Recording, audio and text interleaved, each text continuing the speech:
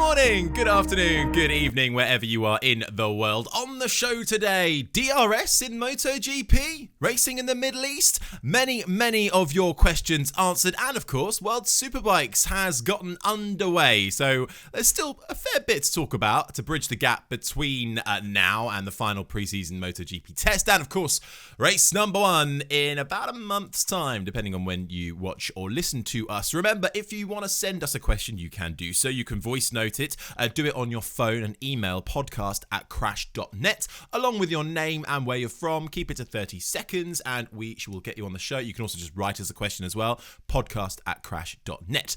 Right, the recording date is Tuesday, the 28th of February. My name is Harry Benjamin. Joining me as ever is Crash MotoGP editor Peter McLaren and former Grand Prix rider and British champion Keith Huewen. Now, should we start with the World Superbike action? Because, well, it happened. The first round kicking off in Australia. Pete, do you want to just give us a rundown of sort of what happened essentially, and then we can dig in? Well, perfect start for Bautista, I guess, is what you'd say. You know, running the number 1 plate. There was a bit of talk before the weekend, you know, when you're running the number 1, there's that extra pressure and everything else. And, well, it wasn't a problem for him. He won in the wet, he won in the dry, and, yeah, all 3 races. And teammate Rinaldi was also fast as well. He was up there. Tougher time for Johnny Ray and Toprak, Razgatlioglu on the Yamaha. You know, yeah, bit of a setback for them at the start of the year. You don't want to give Bautista a head start, and he's got quite a lead already in the standings now going into Indonesia. Of course, added to all of this in the World Superbikes is that Toprak is one of the names in contention for a MotoGP seat, that factory seat at Yamaha, which will be decided. It's Morbidelli's at the moment, but his contract is up. So, yeah, it's the early part of the season often when decisions are made. So, also for Toprak, not only for his World Superbike Championship hopes, but people have short memories. So, he'll want to get on top and winning as soon as he can if he does want to make that move to MotoGP. So, yeah, I guess the other talking point is probably going to be all the balancing rules and all that kind of stuff. And I'll be honest, I'm not an expert on any of that, but the Ducatis, okay, Toprak was taken down by Alex Lowe's in the last race, but I think it was the top 5 positions, 4 of them were Ducatis or something like that. So I'm sure there'll be people saying that, that bike is pretty awesome at the moment and should something be done. But it was only Phillip Island. It's only one track, quite a unique track. Let's see what happens in Indonesia. World domination for Ducati then. That's what they're aiming for at the moment, no doubt about that. It's a faster motorbike. He's got a lightweight guy on it. He's very, very fast anyway. Knows Phillip Island like the back of his hand. Gets good results there. Phillip Island's got a very fast corner onto a very fast straight and a very fast corner off of a very fast straight. So if you've got a well-sorted motorbike, then it's going to go well there. But, I mean, it is blatantly a rocket ship compared with everybody else's. So there might be a tweaking of the rules. Interesting as well, talking about Ducati world domination. I read this morning a quote that came through the Paolo Gibatti. You know, Ducati don't need Marquez. They've got their own alien as it is at the moment. They're promoting their own riders as it is at the moment, which I thought was significant. He's been saying it for some time. Paolo Gibatti is an old hand. He's been top of the tree at Ducati for a long time. But they've always said it. And what have we always said as well? I mean, if Mark wins on a Ducati, it's Mark winning. If he loses on a Ducati, it's Ducati's fault. It's a poison chalice for a big firm. I think we've talked about it when it looked like maybe KTM might try and make a move on Mark if they could at one point when they were buying talent left, right and centre, both off track and on track. But it's one of those situations. Look at Valentino, the biggest name in the world, went to Ducati almost disrespectfully. You know, it looked like he was saying things along the lines of, well, we can sort it out within a few races. But of course they couldn't sort it out. It was an inherent problem with the Ducati. I said to Pete before we came on air, I wondered at the time whether that was, Valentino having another swipe at Casey Stoner with, we'll sort this bike out, no problem. When Casey, obviously said it had a few problems here and there that needed working on. You never know. It's always complex when it gets to the personal politics of top riders and the little scores that they like to settle on and off track. Always good fun. But no Ducati for Marc Marquez, it would seem. Certainly no rumours moving in that direction anyway. All right, apart from yours, Harry. Apart from mine, yes. I think I clearly went a bit viral in Indonesia with a blog stating that Marc Marquez was going to Ducati. That's pure opinion, pure conjecture.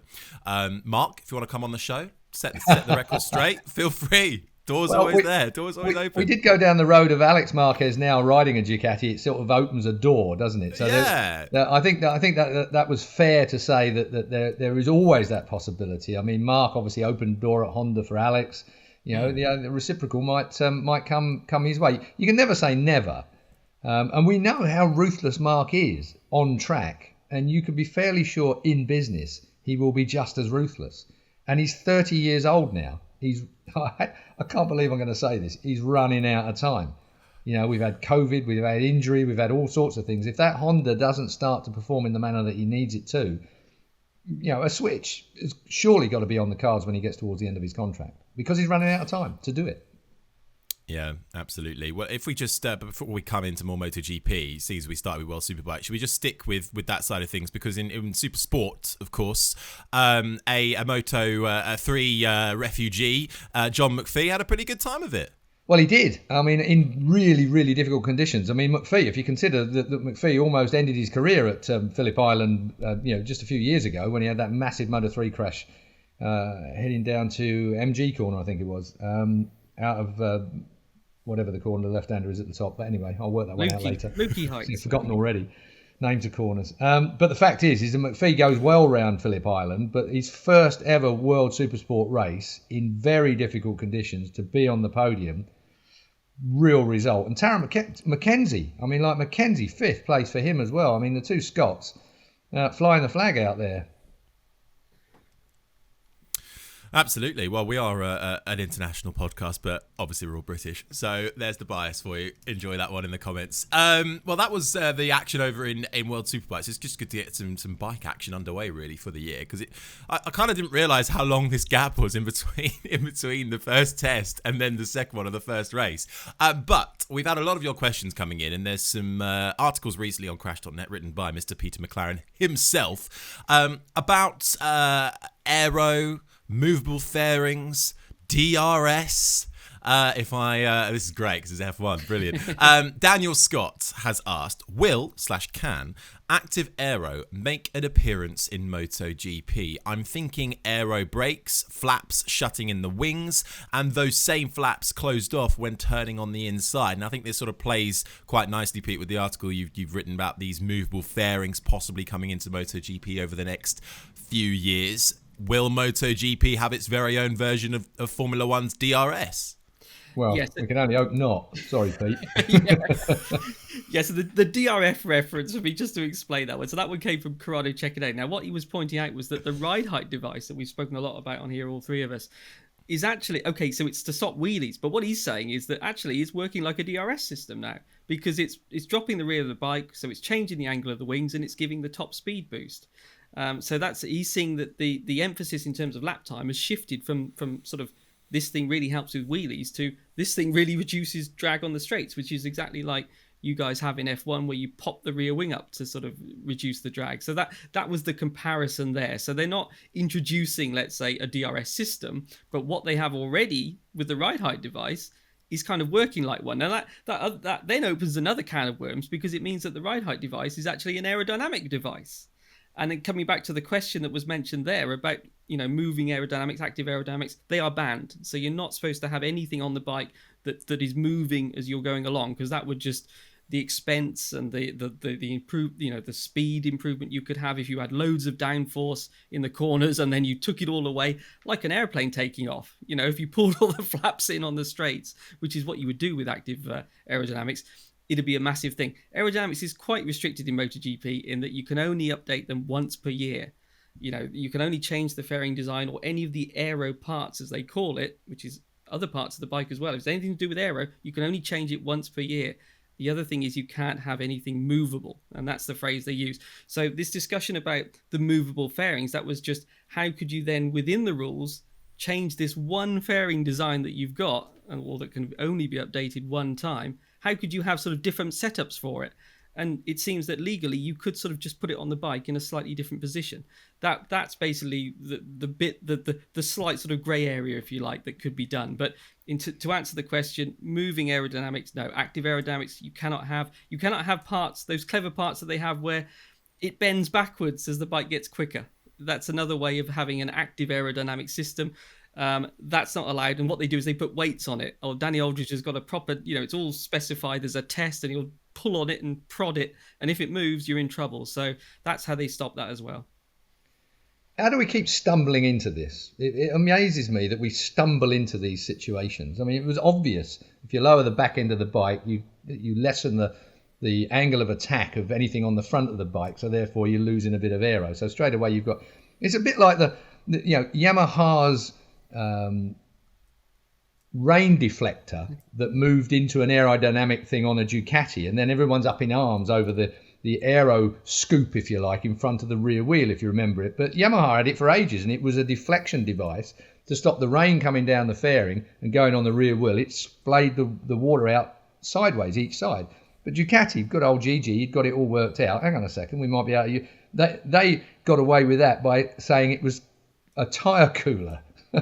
It deflected the air to cool the rear slick tyre, when in actual fact it was an aero device. I mean, here we are again. I'm glad to hear you say that Danny's across the weights and measures of fairings and the like, because we saw it in Formula One when you had bendy wings and stuff like that was all moving around. And we keep stumbling into these things that have already had a precedent in Formula One. You've only got to look across at the mega budget wind tunnel orientated four-wheelers to realise that we could head this way, and it's a bottomless pit for funding and effort, and pretty much a waste of time on motorcycles. It's got to be said. Yeah, it's an interesting exercise, but it's too much money. Already we've got an extended calendar, massive calendar. There are rules in place. What you've got to bear in mind as well, the rule book for MotoGP is what, 20 mil thick, an inch thick. That's it. 25 mil. What's an inch? 25 mil or 20 mil? I'm not. What's an inch exactly? Well, how many centimeters? But we move on rather swiftly from Pete's inch. But it is one of those situations where, we've been there before. Why are we not writing this out? Writing this rule book a little bit thicker, a little bit more to contend with some very complex issues.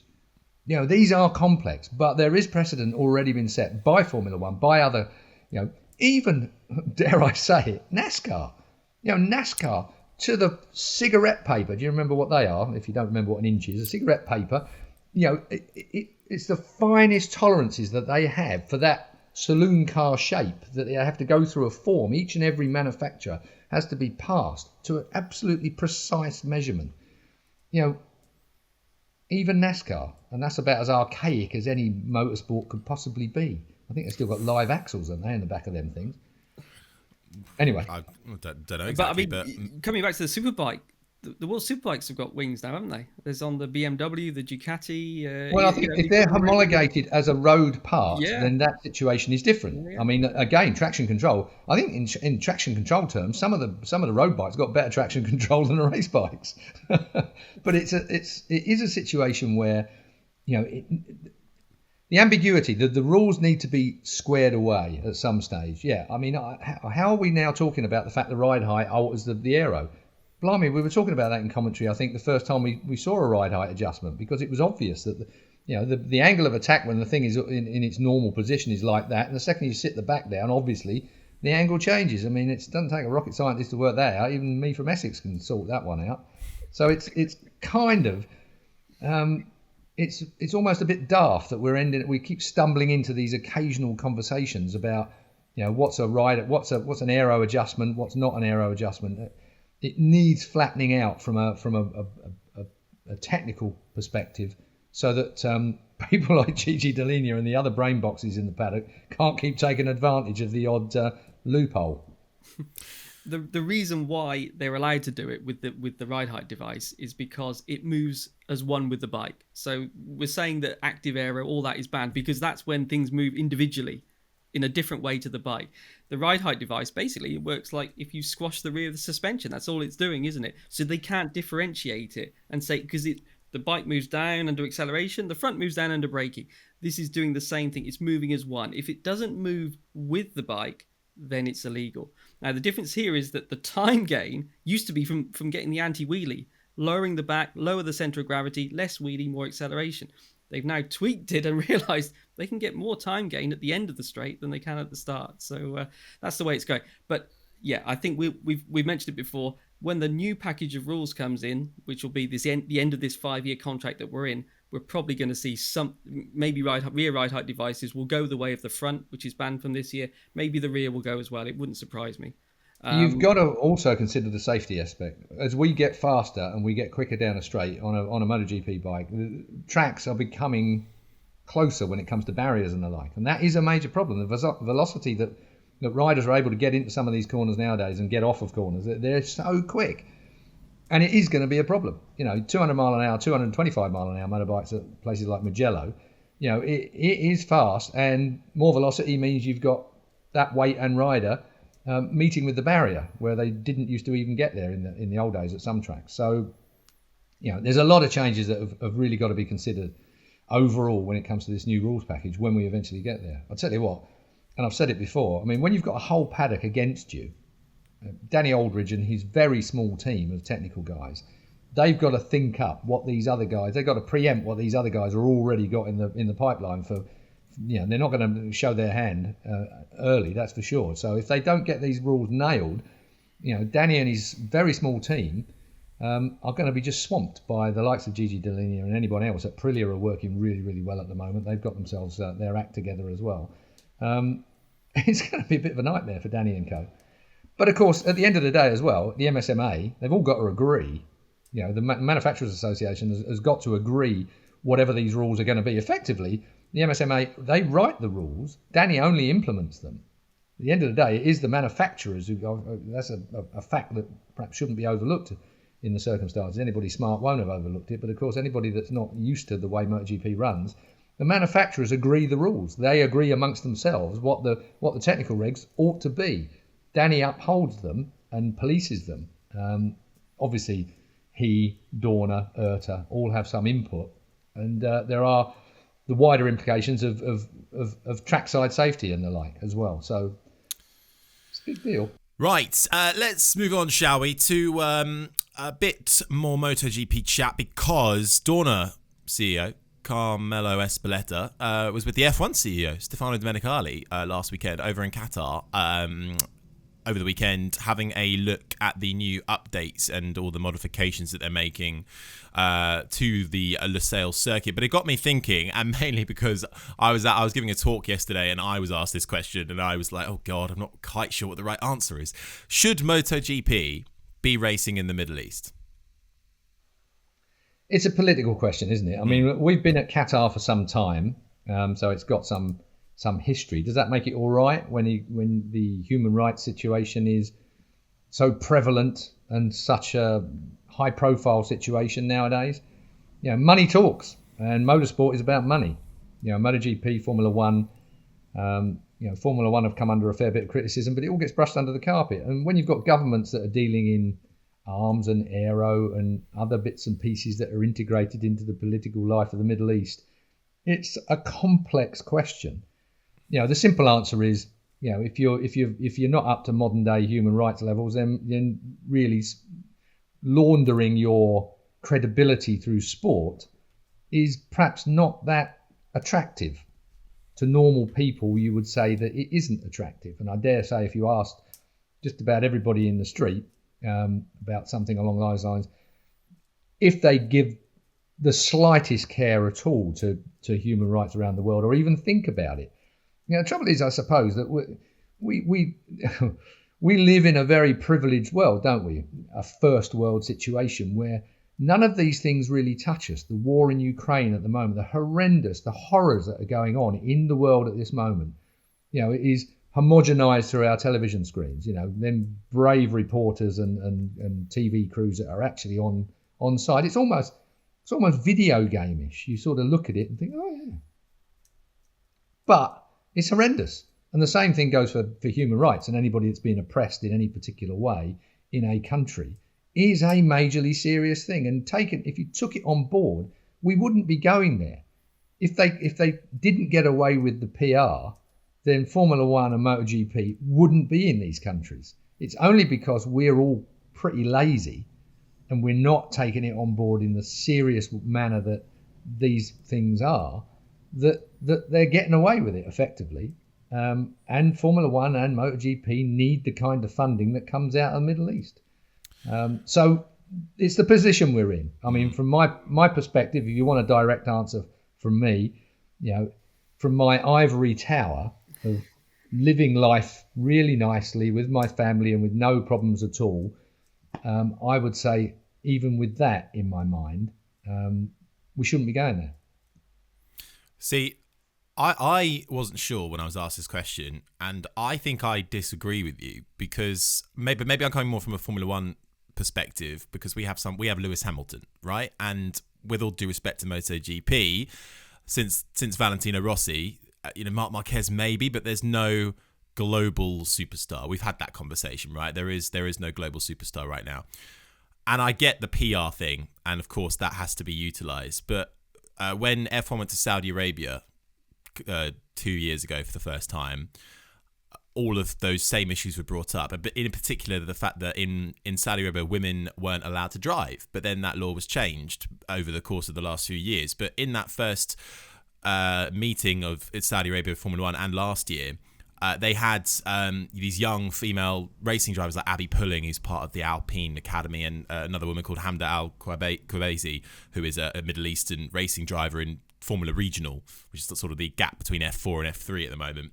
They had them demoing and racing old F1 cars around the track. And I just thought, well, actually, yes, it's a PR stunt, but that surely goes a bit beyond the PR, and it shows the young girls living in that country that actually, this is possible. Look what they're doing. I'm doing it. Do you know what I call that, Harry? What? I call that appeasement. I call that a token gesture towards the reality of things. But what else can that they do? annoys me even more, because I don't believe that is a credible situation.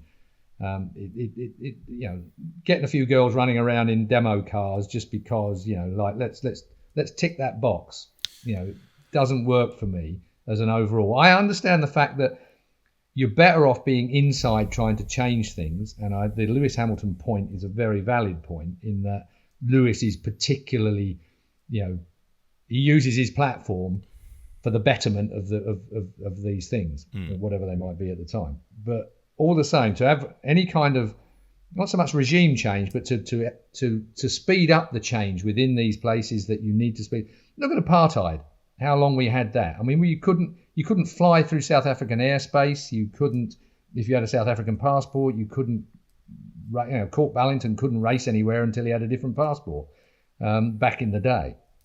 These changes take a lot of time. And it might be right that we go there and try to make changes from within, but I don't feel sometimes that we put enough pressure on the regimes by saying, well, look, we can't do this because, sorry, that the contract is, we'll honour the contract till we get to wherever we get to. I don't know. It's a massive thing, but I wonder whether we are putting enough pressure, applying enough pressure. Let's go for the gay rights wherever you want to be with all of that at the moment, LGBTQ business. I mean, the fact you couldn't have bloody multicoloured shoelaces or have anything that was a nod towards, other ways of life is wrong in the modern day. I mean, we've talked about this before. I mean, being an old bloke, I come from an era of being able to say stuff that I wouldn't even dare say nowadays on air. These changes have to be made. They have to be made. The modern day, I said to you last time, I think we were arguing about this, that, my children and your children and the like will be running the country, will be dictating what's taught at schools, will be the future legislation of our world will be down to our children. So we as older people have to catch up with that, have to understand it and try and influence our kids in the right way, because woke thinking annoys the hell out of me when it is just for ticking boxes and being extremely snowflakish. I can't stand it. But I agree that things must change in certain areas. And the same thing goes for sport in countries that don't support human rights to the level that we have and the level we expect in our own country. My wife likes it more here than she does in her own country because of our laws and because of our equality. Now, take that one. Our house is a mixed bag here. And it's wonderful because you get so many different perspectives on things. UK, we're always bloody moaning about our police and moaning about this and moaning about that. We've got one of the best countries in the world when it comes to equality. Yeah, there's still room for improvement here and there, and I'm sure that certain ethnic minorities will be shouting from the rooftops, well, hang on, what about me? But it's there. We have a platform to be able to enhance that. Whereas a lot of countries that we're going to with motorsport don't. That's it. And Qatar is a good one, because I sat next to the managing director of the Qatar Stock Exchange on the way home from a Grand Prix. And I won't go into the personal details of the conversation, but what a 6.5 hour trip that was. Normally I normally go to sleep and snore. One JD and I'm off on the way home. Classy. So this guy, they actually held the plane for this guy because he just had a governmental meeting, and so we were held up by an hour so he could get on the plane to come back to London. Really, really nice guy, but some of the views, honestly, you kind of go, really? And he was a highly educated top brass in Qatar. Great conversation, very, very interesting conversation to understand the way that Qatar is made up of. There's only like 250,000 true Qataris in Qatar, despite the size of the place, with the amount of people that are in there, and the way that their lives are structured within their Islamic structures, if you like. Then I said it's quite a conservative country, and he disagreed. But here's a country that when I got to my hotel lift one day and it was full of ladies in the hotel lift, I felt intimidated. I didn't feel I could get in the lift, and I didn't. I let the lift go till the next one came because I wasn't sure whether I was going to be in trouble getting into a lift with ladies dressed in their particular style of gear. Very, very complex subject. Great question. Personally, and that's the only way we can talk about this, is a personal view. I think we should be wielding the hammer a little harder when it comes to these trips into the Middle East.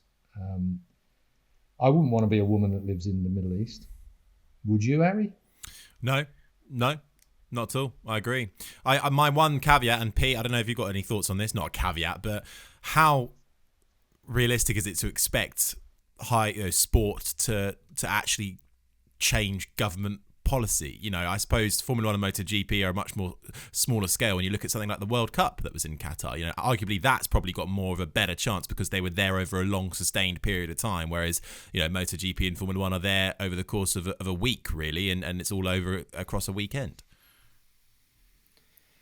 That's it, Harry. It's so complicated, isn't it? As you guys have been saying, all great points. The one thing, the beauty of sport is that it doesn't matter about anything else other than what goes on the racetrack, isn't it? And then you have other people that will say business is business and everything else. But then, you do think, well, should we be in these places? And for me also, should we be in places where, let's face it, there's not that much fan interest? When you go somewhere and there's hardly anybody in the grandstands, you think, well, yeah, exactly, Keith. I've said it before, but the figures you hear is that the money that Qatar pays for their race basically funds the travel for the flyaway races, because don't want to have to fly the teams to all of the flyaway races at the end of the year. And that's, this is what the sport needs, that kind of money to continue. And as you say, Harry, MotoGP is a lot smaller than Formula 1, and Formula 1 is a lot smaller than the World Cup. And so then you have what realistically can you do as a sport? But at the same time, are you allowing yourself to be used to project a nicer image of somewhere? And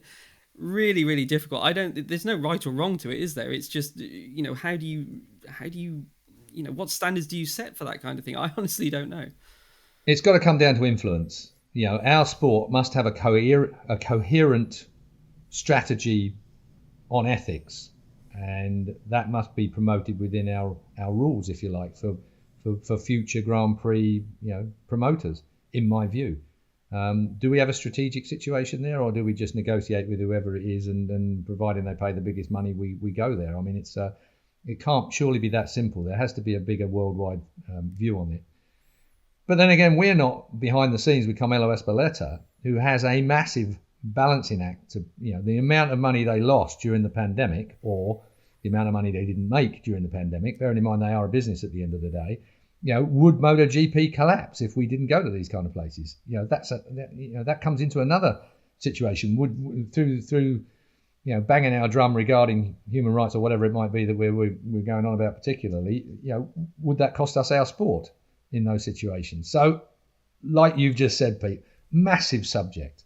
It's got to come down at the end of the day to personal opinion. We all have, in a democracy, the right to turn our TVs off, to cancel our subscriptions, to move on. Each one of us has a very tiny amount of power. If you stopped watching BT Sport, cancelled your subscription, or whatever you might do in protest, if enough people could be bothered to do that, which they won't, we know that, it will have an effect. But if nobody collectively can be bothered to make a stand of any kind or voice their opinion, and of course we live in a world nowadays where if your opinion doesn't go with the majority, then you get cancelled and trolled and stamped on personally or whatever it might be. So if you've got an opinion that might be right but isn't popular, you're going to get all sorts of hell. So we live in a very difficult world at the moment on so many fronts. But we are still living great lives, and we are lucky to live the lives we live, in my view. It's certainly, tricky. Go on, Pete. Apologies. No, I was actually just going to say, and if you were wondering why they were all there, of course, the Qatar is being rebuilt, isn't it? All the facilities and everything else. That was the reason for this visit that you brought up, Harry, quite rightly. I think the F1 test was it Bahrain was not far away, and so obviously you've got MotoGP flying in, you've got Domenicali, the F1 boss, flying over, and it was to get an update on basically what seems to be pretty big. I mean, the circuit is the circuit itself, the track layout is the same, but everything else sounds like it's going to be rebuilt, and including from what I've heard, I have no confirmation of this, but they're moving the start-finish line closer to the final corner. They're almost flipping the pits and paddock, that kind of thing. So a lot of work going on there, which is why they've made this effort to go and see how it's getting on. For MotoGP, now the obvious question is, well, will it be done in time? But for MotoGP, it's not a worry because the Formula One Grand Prix is first. So you guys in Formula One, that's the deadline. We'll test it out, and then MotoGP, it's the penultimate round of the year. And just on one other thing on that, all of this calendar, this sort of a strange calendar that we've got in MotoGP this year, in terms of there's a bit of a break after Le Mans, and then there's the second half of the year is really a bit of a nightmare. It's all kind of followed on from Qatar not being able to have the opening round. That's what's caused everything else to have to move, and it's all been a result of these upgrades that you've mentioned here, Harry, that they've had the big meeting with Formula One and MotoGP about. Yeah. Worth mentioning, Harry, off the back of all of this, Qatar as an event is a good event. Nighttime racing is interesting. It's very, very good to go and watch. Qatar itself is a beautiful city. From a tourist point of view, if you ignore everything else that we've talked about, great place to visit. I enjoy it every time I go. Am I a hypocrite? Tricky one. Well, I'm sure the comments will say that. Let us know what your thoughts are. It's obviously a tricky subject, but I think you've got to talk. Better to talk about it than not, I think, is the way to go about it. And how do you invoke change? Well, you shine a light and you try and talk about it. But at the end of the day, if you want to make lasting change, how do you make that jump? And how do you actually make those inroads? Let us know what you think in the comments. We'd love to hear from you. Keith, you're shaking your head. How did we ever get this political? I can't believe how 78 episodes in, and how Keith hasn't been cancelled yet, I have no idea. But well, I mean, the thing is, I like to think that there are a group of people, quite a large group of people, that think similarly to me, but don't have the opportunity to perhaps discuss it in the situation I do. I mean, we all have our opinions, but it'll be interesting to see what the comments come back for us. Do please let us know what your thoughts are regarding it. I mean, take the opportunity to stick something in the comments so that people out there can access it and have a look and see what the wider audience of Crash.net think about these kind of issues. I mean, when we're talking about aero, that's one thing. That's an important issue from a sports point of view. When we're talking about worldwide politics and what's right and wrong in the world, I mean, that is just massive. Again, maybe we shouldn't talk about this stuff. Maybe not. Maybe we should stick to sport, as I'm sure there's a fairly large group of people out there that will turn around and say, why did you waste 20 minutes talking about this when we wanted to talk about the sport? Yeah, you might be right. Yeah. Who was that MotoGP rider that is now a politician in France? Who was that? Well, it was Sarkozy's sidekick, as it was back in the day. Oh, I can't remember. We've talked about him before, but I can't remember his name. But I'm not really making a point. I'm just like, well, there's Christian Estrosi. There you go. There you go. There's a guy who raced and is now in politics. And can you argue, can sport take place without politics? Vice versa? Let us know.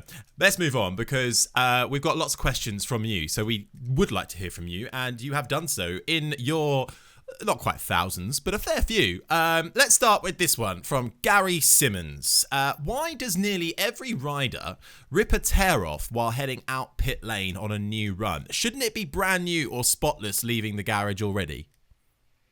It is, but it's like the protective film that you have over your helmet while it's parked in the garage or while you're fiddling around with what's going on, getting yourself ready. So you tear the first one off when you get to the end of pit lane, so you've got pristine views. You might have a thumbprint on it when you've put your helmet on and when you've pulled your hat on, but then you get rid of that one and away you go.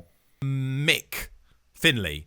With the new tracks on the calendar this year, some being almost completely unknown, such as India, how does a MotoGP team even start to prepare for that weekend? What can they do before the track team arrives? It's a very good question. I mean, obviously they're going to look at the maps, elevations, predicted, gears and the like. They've got data from other tracks that they can overlay sometimes onto where they are with a new track. Some of them will have visited the track, probably in track inspections and stuff like that, taken time to go and have a look, maybe had a bit of a run round on a road bike. But it is a very difficult situation. And if there's no sort of car orientated stuff previous, if it's like a brand new racetrack, then you've got no onboard footage or anything like that you can take a look at. It amazes me, and always has amazed me throughout the years, how riders get over jet lag and a new racetrack as quick as they do.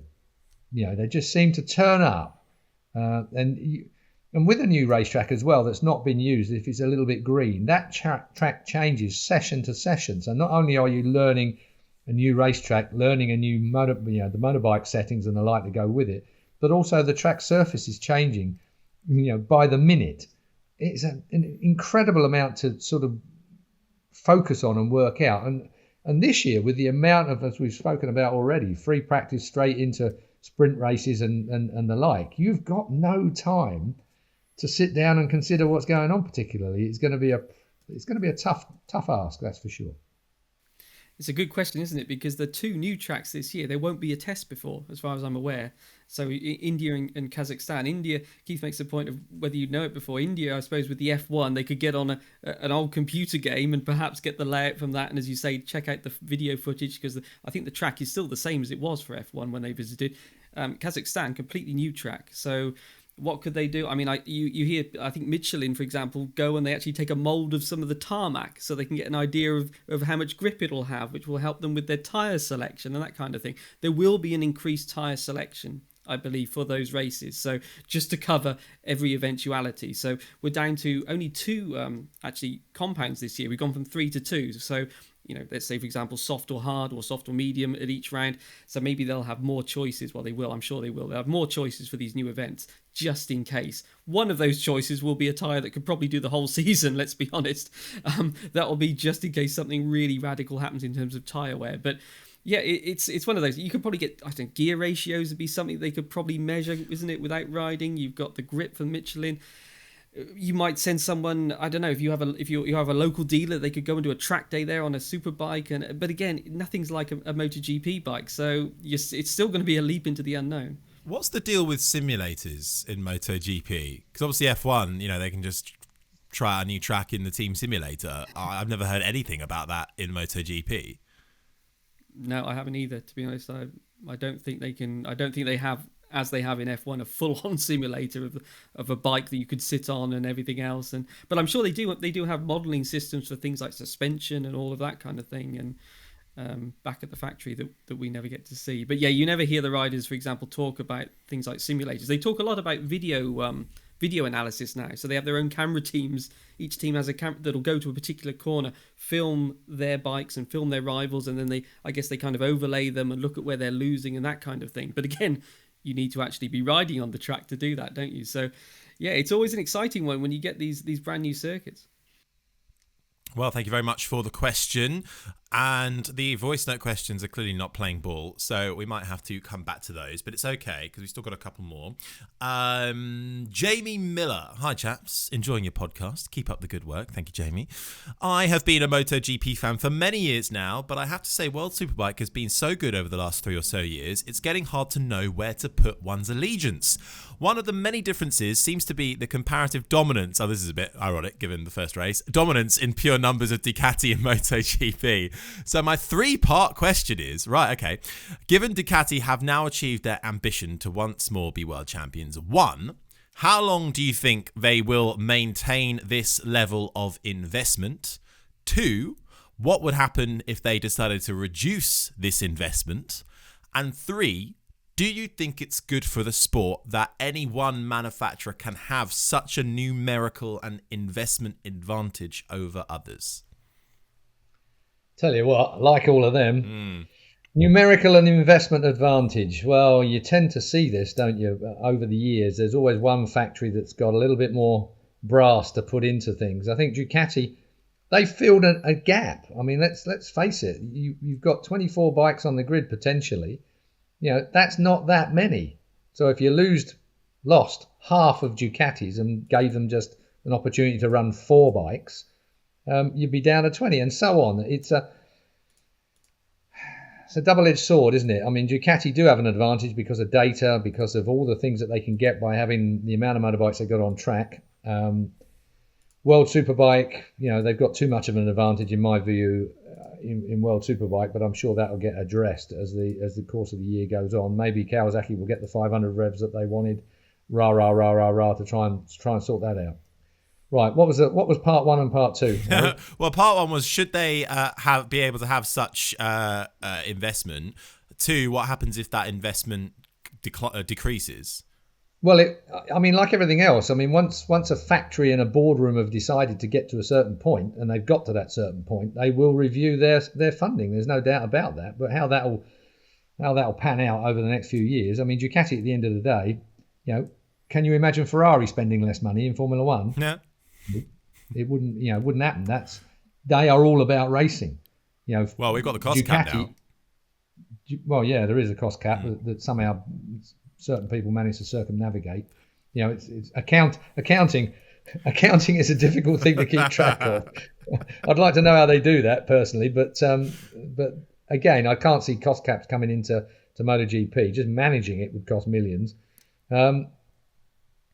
I think that the amount of money that Ducati, it will find a level and they will reel it back at some stage. They needed to get to where they've got to now by winning manufacturers and riders' trophies. They needed to get where they are. They get back to where they are in World Superbike. They are a racing brand. They are a racing mark. I can't imagine them not being in there. Yeah, and of course, winning all these championships, that helps with keeping the investment going. For that part of the question, it's a lot easier to say to the people, the accountants, if you like, as Keith brought up there, that you need this money for racing if you're winning. And that's what they have been doing. So I think in the near future, winning will help assure them that they will still have the budgets that they've had in the past. As far as, is it right? We've said it before. It's a free market, isn't it? The satellite teams, they could go to another manufacturer if they want. But the reality is all of those Ducati satellite teams have got a chance of a podium this year, even the ones on year-old bikes. Now, if they went to another manufacturer, and of course there's this talk about will VR46, for example, switch to Yamaha, well, they might actually end up in a less competitive situation if they were running right now. If there was a satellite Yamaha team, we saw what the RNF team, they had a tough time last year. Would you swap the Ducatis for the Yamaha? It's a longer term thing. You've got to bring in other factors as well. But if you're a satellite team, you live by results. Maybe that choice should be taken away from them, like it is in Moto3. In that there are so many Honda teams, so many KTM teams. I know it's split up now. We've got a few more manufacturers, but effectively they are KTM. That were, the numbers were, if you wanted a Honda, but there was only a KTM slot left, you got a KTM. Maybe there is a situation later on to legislate for that. But again, then for me, that goes against the prototype.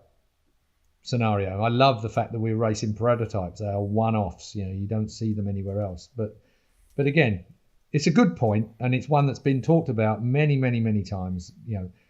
Yamaha at the moment are the ones with the least bikes on the track, and they have got the most trouble coming forwards. They've got the different configuration, motor-wise than anybody else now.